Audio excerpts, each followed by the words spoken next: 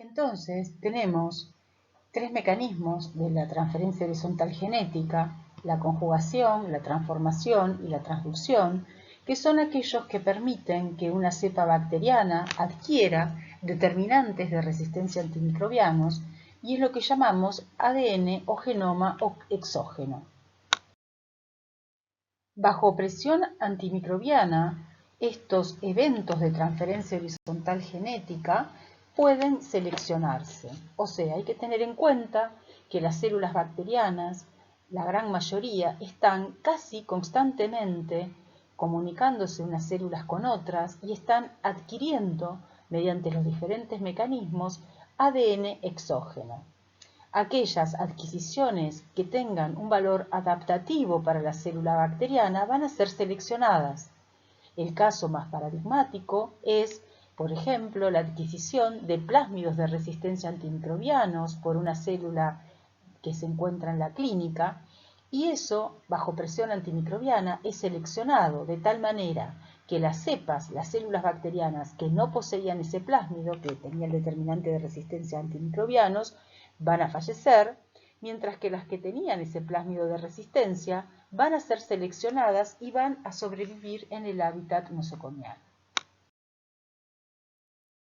Entonces, tenemos que ver la adquisición de la resistencia a antimicrobianos como un proceso biológico en el cual hay primero contactos intercelulares, que es lo que van determinando la aparición de distintas poblaciones bacterianas, y bajo presión antibiótico lo que ocurre es la selección de los clones más exitosos, se produce el mantenimiento de los clones multidroga resistentes, y esto lleva a la adquisición de la pandroga resistencia dentro del ambiente intrahospitalario.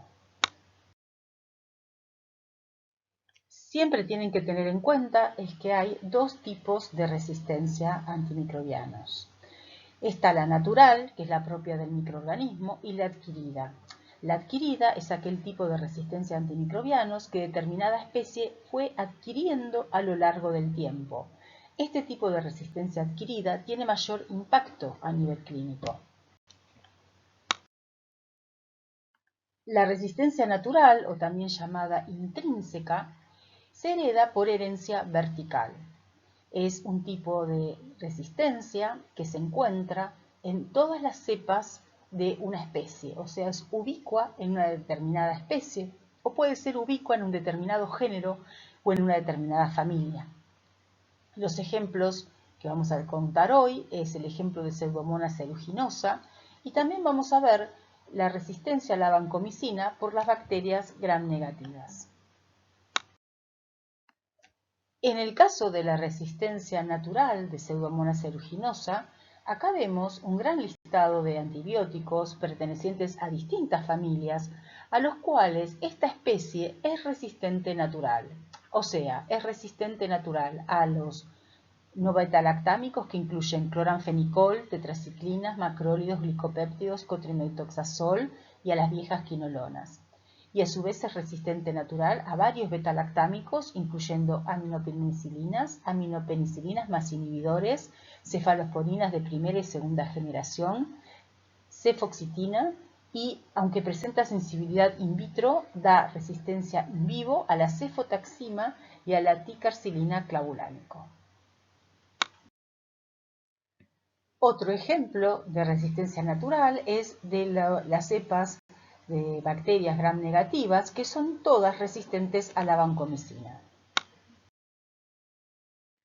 Otro ejemplo de resistencia intrínseca es la resistencia a la vancomicina en las bacterias gram negativas. La vancomicina, como todos los glicopéptidos, tienen como blanco de acción la interacción del antimicrobiano con el dipéptido de ala, que forma parte del proceso de la síntesis de la pared bacteriana. La pared bacteriana empieza a sintetizarse dentro del citoplasma. Son varias reacciones metabólicas involucradas, las cuales finalizan en la formación de un pentapéptido. Este pentapéptido pasa a través de la membrana citoplasmática, a través de un carrier lipídico, el cual lo expone hacia el exterior. El pentapéptido tiene en su terminación dos péptidos de ala, los cuales son reconocidos por la vancomicina y se unen a este pentapéptido de esta manera, evitando así que otras enzimas como la carboxipeptidasa, las transpeptidasas o las transglicosilasas interaccionen con el pentapéptido para dar lugar a la formación de la pared bacteriana. De esta manera, al acoplarse la vancomicina al dipéptido de ala, se inhibe la síntesis de la pared bacteriana, lo cual produce posteriormente la muerte bacteriana. Entonces, en las bacterias gram positivas, este evento ocurre por fuera de la membrana citoplasmática. En las bacterias gram negativas, al haber una membrana externa, el antimicrobiano, la vancomicina, tendría que pasar a través de la membrana externa para llegar al periplasma y ahí interaccionar con el pentapéptido. Entonces lo que ocurre es que la vancomicina y todos los glicopéptidos, al ser unas moléculas muy grandes, por una cuestión, digamos, de tamaño, no pueden atravesar esa membrana externa y de esa manera no interaccionan con el pentapéptido y no producen ningún tipo de efecto sobre la bacteria.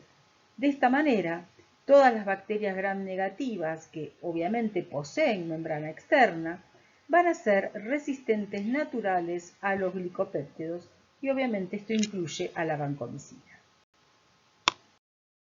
Ahora vamos a ver los métodos de determinación de susceptibilidad a los antimicrobianos, o sea, cómo sabemos si una cepa que fue aislada de un paciente es sensible o resistente a los antimicrobianos. Obviamente el primer paso más importante es tomar la muestra clínica del paciente, del sitio que sea el óptimo para poder aislar a la bacteria causante de la infección. Una vez que la tenemos aislada e identificada, se realiza el método de determinación de susceptibilidad a antimicrobianos.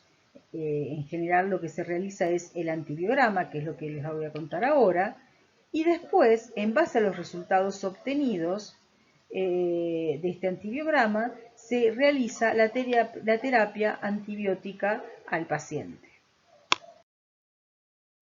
Entonces, el objetivo de estos métodos de determinación de susceptibilidad a los antimicrobianos es saber si una cepa ha adquirido mecanismos de resistencia a antimicrobianos, además de los que ya poseía de forma intrínseca. Existen dos métodos de detección de la resistencia antimicrobiana. Uno es el antibiograma, también se lo llama el método de Kirby-Bauer. El antibiograma se realiza de rutina en todos los laboratorios de los hospitales de nuestro país.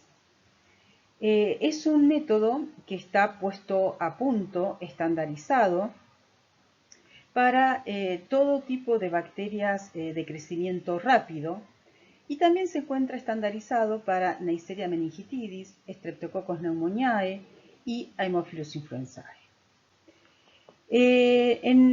Para hacer el antibiograma se usan placas de Petri en el cual se pone agar Müller-Hinton y sobre este agar Müller-Hinton se depositan los discos de antibiótico, como ustedes ven acá en la figura, que tienen una concentración que está estandarizada. Antes de colocar estos discos se siembra en el agar Müller-Hinton un inóculo, también cuyo valor está estandarizado, de la cepa en la cual se va a investigar la susceptibilidad a antimicrobianos, de tal manera que al sembrarla se hace lo que se llama un césped bacteriano, de tal manera que queda toda la placa con la posibilidad de que crezcan las bacterias. Después se depositan a una distancia también convenida los discos que están impregnados con los distintos antibióticos y esta placa se deja a temperatura de 37 grados durante 18 horas. A las 18 horas lo que se hace es leer el antibiograma. Y entonces vamos a tener acá la figura de la derecha, en donde vamos a tener discos en los cuales las bacterias llegaron a crecer hasta su confluencia y otros discos en los cuales se forma lo que se llama un halo de inhibición. Entonces, esta bacteria lo que nos está diciendo es que esta cepa bacteriana es seguramente sensible a algunos antibióticos y resistente a otros. ¿Está bien? Lo que se hace a las 18 horas es leer este halo de inhibición. Leerlo significa medirlo a este diámetro y se compara el valor de cada halo, del diámetro de cada halo, con una tabla que nos indica si ese halo de inhibición corresponde a un valor de susceptibilidad, de resistencia o de susceptibilidad intermedia a cada antibiótico.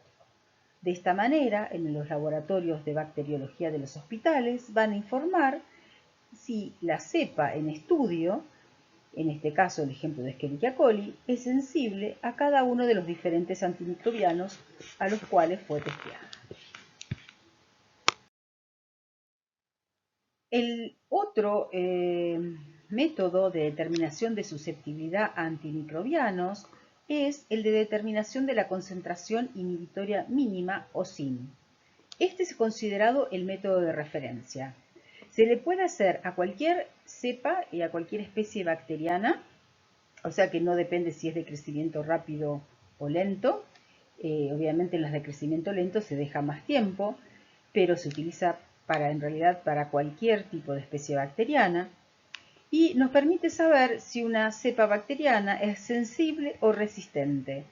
Y esa interpretación se basa y está directamente relacionado con los valores que el antimicrobiano alcanza en suero.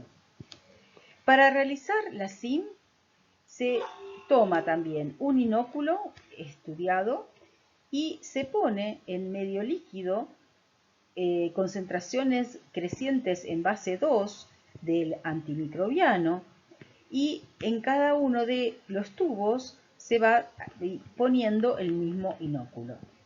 La SIM se lee como la primer concentración de antibiótico en la cual no creció la cepa en estudio. Este es un método cuantitativo, ya que nos dice a partir de cuánta concentración de antibiótico esta cepa bacteriana incógnito es resistente al mismo. En cambio, el método que les expliqué anteriormente, el antibiograma, es un método cualitativo.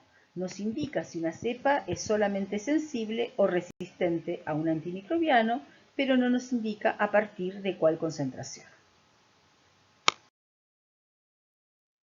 Recientemente es de interés a nivel sanitario realizar no solamente la SIM de los aislamientos de interés, sino también realizar lo que se llama la VIC. La VIC es la concentración inhibitoria mínima de la cepa bacteriana en estudio cuando se encuentra formando biofilm. Y aquí vemos en esta tabla cómo varía la VIC con respecto a la MIC. En el caso de la micacina, por ejemplo, acá ustedes pueden ver que los valores son mucho más grandes para la VIC que para la MIC. Lo mismo ocurre con respecto a la ceftazidima y así en general para casi todos los antibióticos. Esto lo que nos está indicando es que la cepa bacteriana, cuando está creciendo bajo forma de biofilm, en general presenta más resistencia a los antimicrobianos que cuando está creciendo en forma planctónica. Lo importante de estas metodologías es que tanto el antibiograma como la SIM tienen un valor predictivo. La sensibilidad no garantiza el éxito de la terapia antimicrobiana, pero la resistencia sí predice el fracaso terapéutico. Actualmente a nivel global nos estamos enfrentando a varias problemáticas con respecto a la resistencia a los antimicrobianos. casi todos los hospitales hay cepas de Enterococcus fecalis y Enterococcus faecium resistentes a la vancomicina. Hay emergencia en varios hospitales de Staphylococcus aureus resistentes a la vancomicina. Hay clones pandémicos muy exitosos de Acinetobacter baumannii, pandroga resistentes. Hay clones pandémicos también de Klebsiella pneumoniae, pandroga resistentes. Los más conocidos es el de Klebsiella pneumoniae, es el secuencio tipo 258, portador de la carbapenemasa KPC2. Hay también emergencia de Escherichia coli agregativa, con la toxina simil-giga y con beta-lactamasas de espectro extendido del ambiente. Este es el brote que ocurrió de Escherichia coli enteroagregativa en Alemania, que surgió en Alemania y después diseminó en toda Europa, que eran cepas del ambiente que poseían la toxina simil-giga y que además poseían una beta-lactamasa de espectro extendido. Por eso, al principio, cuando se empezaron a tratar a los pacientes de la comunidad con la antibioticoterapia tradicional, estos pacientes no mejoraban e incluso hubo decesos debido a estas infecciones. Entonces, acá podemos ver cómo cepas bacterianas que provienen del ambiente pueden causar a nivel comunitario un problema muy severo. También tenemos cepas pandrogas resistentes de Pseudomonas aeruginosa, hay cepas multidrogas resistentes de Mycobacterium tuberculosis. Actualmente nos estamos enfrentando a la resistencia a carbapenemes en las enterobacterias y también recientemente emergió resistencia a colistin transmisible por transferencia horizontal genética de cepas del ambiente a las cepas de la clínica. Entonces, por un lado vemos que hay resistencia a todos los antibióticos, a todas las familias de antimicrobianos que se administran hoy en día en la clínica, y que además vemos cómo hay una relación muy estrecha entre lo que pasa en el medio ambiente y lo que después nosotros detectamos en la clínica. La problemática de la multidroga resistencia antimicrobiana es una problemática que ya se la ha detectado como una gran amenaza desde hace varios años. Ya desde el año 1997 se reportó multiresistencia, incluyendo todos los antimicrobianos que se usan para el tratamiento de la peste negra en un aislamiento clínico de Yersinia pestis. O sea, Yersinia pestis, como ustedes saben, es la bacteria causante de la peste bubónica o de la peste negra, que siglos atrás se considera que produjo un exterminio de la tercera o la mitad parte de la población europea.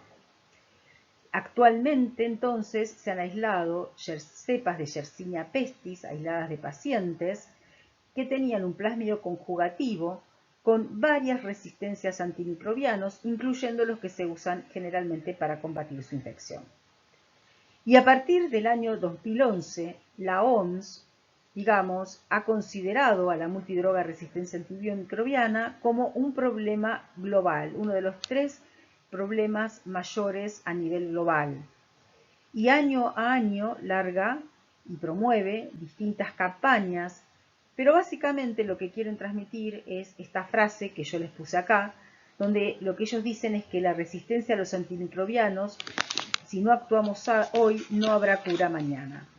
Hay postulados matemáticos que predicen que para el año 2050 va a haber más muertes por resistencia antimicrobiana que por otras patologías, ya sean las cardiológicas o las oncológicas. La Organización Mundial de la Salud también en el año 2014 dijo que esta grave amenaza ya no es una predicción para el futuro, sino que está sucediendo en todas las regiones del mundo, con el potencial de afectar a cualquier persona de cualquier edad en cualquier país. O sea, eso es algo global. Y estos son valores de Estados Unidos, del CDC del año 2008, para que ustedes vean cómo ya había más muertes por año por infección intrahospitalaria que por cáncer, que por HIV o SIDA. Y esto fue hace ya más de 10 años. Es muy importante detectar aquellas causas que son las que seleccionan a las cepas resistentes antimicrobianos. Por un lado, usamos antibióticos para tratar infecciones no bacterianas. Muchas veces se toman antimicrobianos para combatir una gripe o un resfrío. Y sabemos perfectamente que este tipo de patologías es producida por virus y los antimicrobianos no tienen ningún tipo de efecto sobre los virus. También se usan dosis inadecuadas y esto lo que hace es favorecer la selección de cepas resistentes. Al usar dosis inadecuadas, dosis menores, se permiten que crezcan aquellas cepas que ya tienen algún tipo de mecanismo de resistencia. Si después esas cepas son expuestas a otro hábitat y conviven con otras cepas que tienen otro mecanismo, pueden adquirirlo, pueden ser seleccionadas bajo mayor presión antimicrobiana y así es como se va produciendo en varios pasos cepas que poseen altos niveles de resistencia a varias familias de antibióticos. No tomamos los medicamentos en los horarios establecidos. Esto también tiene que ver con que al tomar los antibióticos en un plazo mayor que el que tiene que ser, lo que ocurre es que nuestro organismo está expuesto a dosis menores, lo cual, como dijimos recién, favorece la selección de las cepas que tienen ya algún tipo de resistencia. Suspendemos el tratamiento antes del tiempo indicado por el médico, lo cual también favorece la selección de aquellas cepas que ya tenían algún tipo de resistencia. Y algo muy importante que vamos a hablar un poquitito más es el uso de los antimicrobianos con fines agropecuarios. Esto también influye en el medio ambiente y hace que la resistencia antimicrobiana del ambiente se vaya seleccionando y posteriormente pase a las cepas clínicas. Y vamos a hablar no solamente del uso agropecuario, sino del uso inadecuado e irracional que se hace de los antimicrobianos. Existen más de 50 antimicrobianos que se usan en veterinaria, muchos de ellos que son también de uso en la clínica médica. En Europa se calcula que se consume 100 miligramos de antimicrobiano por 1 kilo de carne producida. Los antimicrobianos, como dijimos entonces, se usan en la producción agropecuaria, como por ejemplo se usan en la producción, en los feedlots, en la producción de carne bovina, de carne porcina, o en la producción de producción aviar. Y muchas veces también se usan como promotores de crecimiento, como es en el caso de la cría de aves. Más del 50% de los antimicrobianos que se venden a nivel mundial son usados en la producción de alimentos. O sea, no es solamente el antimicrobiano que se usa en la clínica médica, en el cual se hace uso y abuso y uso irracional del mismo, sino que hay que tener en cuenta que solamente eso corresponde al 50% de lo que se vende a nivel mundial. El resto, el otro 50% de los antimicrobianos que se venden son usados en la producción de alimentos. Y lamentablemente se utilizan los mismos antimicrobianos que se usan en la clínica médica. Se usan penicilinas, tetraciclinas, macrólidos, virgianicina, aminoglicósidos, sulfonamida, streptomicina, etc. Hay estudios que demostraron que luego de la aplicación y del uso de los mismos a nivel agropecuario en aves y ganado, enseguida aumentó la resistencia en la clínica médica. Este es el caso de las fluoroquinolonas, que se empezaron a utilizar en el año 87 y que a partir del 90 se empezaron a usar con fines agropecuarios y se vio un pico muy pronunciado de aumento de la resistencia a estos antimicrobianos en las cepas aisladas en la clínica médica. El uso de antimicrobianos selecciona no solo cepas resistentes a los mismos, lo cual es lo que hemos visto durante toda la clase de hoy, sino que también selecciona cuál especie aumentará su población. Ahora vamos a ver un poquitito más en detalle esto. ¿Esto por qué ocurre? Ustedes tienen que pensar que a nivel intrahospitalario, en ese hábitat, conviven diversas millones, en realidad, de especies bacterianas distintas. Algunas de ellas son las patógenas oportunistas que van a causar la infección en los pacientes.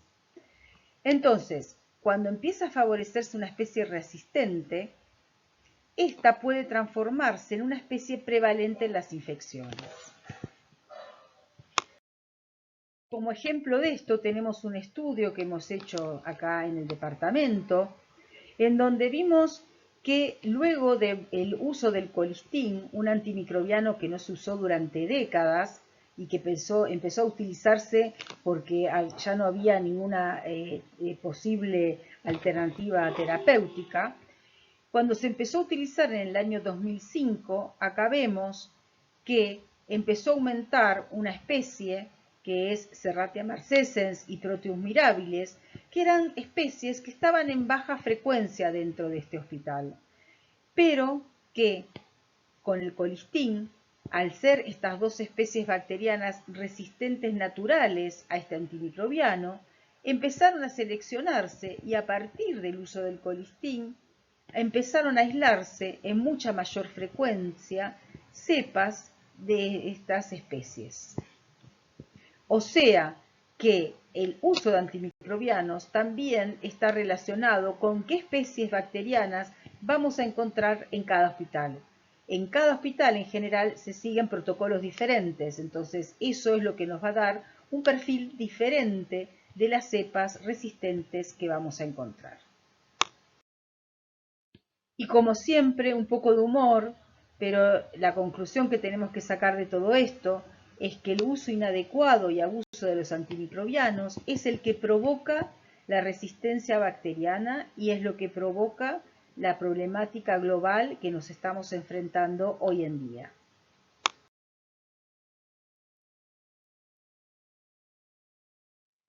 La gran pregunta que todos tenemos es qué va a pasar en el futuro con las terapias de las enfermedades infecciosas. El desarrollo de nuevos antimicrobianos, como estuvimos viendo, está limitado porque a los grandes laboratorios no les interesa invertir en un fármaco de uso agudo, sino que invierten en fármacos que sean de uso crónico, como son aquellos fármacos relacionados a las cardiopatías, a las enfermedades oncológicas, a la diabetes. También otra alternativa es actualizar los viejos antimicrobianos, y esto es algo que también se realiza, pero se ha visto que cada vez que se actualiza un viejo antimicrobiano surge y hay resistencia al mismo. Hay laboratorios que están desarrollando bacteriófagos para combatir las cepas resistentes a antibióticos. De hecho, antes de la era antibiótica, los fagos o bacteriófagos se usaban para combatir este tipo de infecciones. Con el advenimiento de los antimicrobianos que conocemos a partir del uso de la penicilina, esto dejó, digamos, de ser vigente, pero actualmente se están intentando desarrollar varias estrategias basándose en el uso de bacteriófagos. También tenemos los probióticos, que son un compuesto de bacterias que compiten en el nicho ecológico con otras patógenas o resistentes, y hay estudios, digamos, que prometen que podrían ser funcionales para la lucha de la resistencia antimicrobiana. Obviamente las vacunas es una opción, pero lamentablemente no hay desarrollo de vacunas para las especies bacterianas que causan infecciones intrahospitalarias, que es donde encontramos mayor cantidad de resistencia a antibióticos. Pero sí hay dos cosas que cada uno de nosotros desde su lugar en el área de la salud podemos colaborar y contribuir, que es hacer cumplir la regulación en el uso de los antimicrobianos y hacer uso racional de los mismos, Y también podemos contribuir con la vigilancia epidemiológica y con el control de infecciones. O sea que desde cada lugar donde cada uno le toque trabajar en la salud, estos son dos cosas que podemos llevar a cabo. Algo muy importante, pero muchas veces olvidado, es el valor en el control de infecciones del lavado de manos en todo momento, entre paciente y paciente y en forma rutinaria para todos los agentes de la salud. Actualmente ustedes van a encontrar en la web muchos artículos de investigación en donde se ha visto que el control de infecciones reduce no solo la tasa de infección, sino también la morbimortalidad asociada, en algunos casos en más del 50%. Esto es muy importante y ustedes, como futuros médicos, tienen que saber que siempre tienen que estar en contacto con el Comité de Control de Infecciones, seguir las reglas que ellos propongan y estar atentos a todas las publicaciones que puedan surgir en el tema. Entonces, para llevar a cabo un manejo racional y hacer un uso racional también de los antimicrobianos, es necesario identificar previamente el tratamiento al agente causal de la infección, realizar pruebas de sensibilidad de rutina. Muchas veces, no siempre, pero muchas veces es necesaria la rotación de antimicrobianos. Hacer uso racional de los antimicrobianos veterinarios. Dar siempre la dosis adecuada y no utilizar los mismos antimicrobianos para diferentes funciones. Otro hecho de relevancia es el diagnóstico temprano para poder otorgar el tratamiento correcto. Hay muchos estudios que identifican que iniciar la terapia antimicrobiana dentro de la primera hora de los síntomas se relaciona con el 80% de sobrevida de los pacientes infectados. Y se calcula que luego de cada hora de demora en el tratamiento correcto, la sobrevida del paciente decae en un 7,6%. Entonces, es muy importante el desarrollo de diagnósticos rápidos que permitan y aseguren una identificación correcta de la cepa y de la resistencia asociada a cada cepa. Hay estudios que también demuestran que luego de disminuir, por ejemplo, el uso de antimicrobianos en la cría de animales, hay disminución en la resistencia observada en las cepas clínicas. Y como corolario de todo esto, vamos a terminar la clase de hoy sabiendo que hay cepas bacterianas que solo crecen en presencia del antimicrobianos. Entonces, esto vamos a seguir en la clase próxima.